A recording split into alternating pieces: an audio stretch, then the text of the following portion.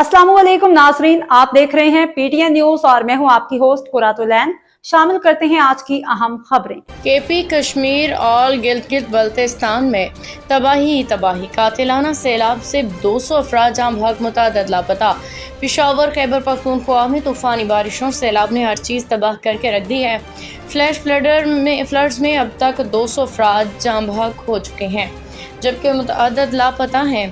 KP हुकूमत का helicopter भी रेस्क्यू ऑपरेशन के दौरान क्रैश कर गया जिसमें 5 अफराद शहीद हुए। बुनीर के डिप्टी कमिश्नर काशिफ कयूम के मुताबिक तूफान के बायस आने वाले ताकतवर सैलाबी रेले ने मुतअद्दिद हादिसात को जन्म दिया जिसमें दर्जनों जानें ज़ाया हुई। रेस्क्यू टीमों ने अब तक 56 लाशें निकाली हैं जबकि मज़ीद मुतासरीन की हालत तशवीशनाक होने का खदशा है। एहलकारों ने मज़ीद कहा कि सबसे ज़्यादा नुकसान पहाड़ी इलाकों में हुआ जहाँ फंसे हुए रहायशियों को निकालने के लिए हेलीकॉप्टरों का इस्तेमाल किया जा रहा है। पाकिस्तान तहरीक इंसाफ के चेयरमैन बैरिस्टर गोहर ने कहा कि तहसील डिगर, गदीजई और गाघरा सबसे ज़्यादा मुतासरा इलाके हैं। उन्होंने मज़ीद कहा कि खैबर पख्तूनख्वा हुकूमत के हेलीकॉप्टर इमदादी कार्रवाई में सरगर्म है।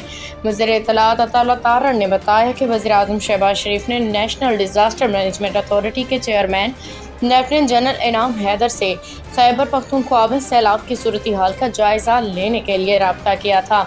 NDMA के सरबराह से मुलाकात के दौरान खैबर पख्तूनख्वा के चीफ सेक्रेटरी ताज़ा तरीन अपडेट्स पर ब्रीफिंग के लिए वीडियो लिंक के जरिए शामिल हुए।